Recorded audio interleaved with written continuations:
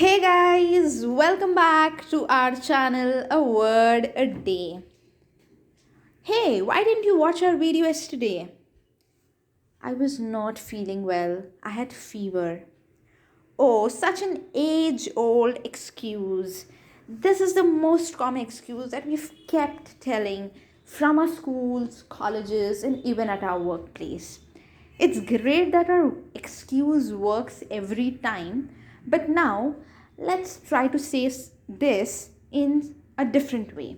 You can use these sentences instead of telling the same thing again and again. You can use I am unwell today. I am not keeping good today. I feel low today. I am a little down today. I am feeling a bit off color today. I am feeling under the weather today. I am fighting off a bug. I have caught a cold. I am not feeling great today. I am running fever.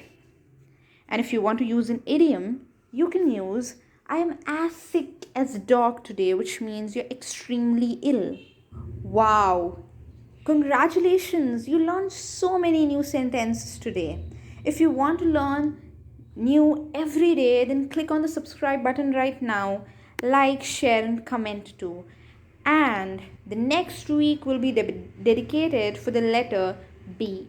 Don't miss any video next week. Thank you so much for watching the video. Bye bye.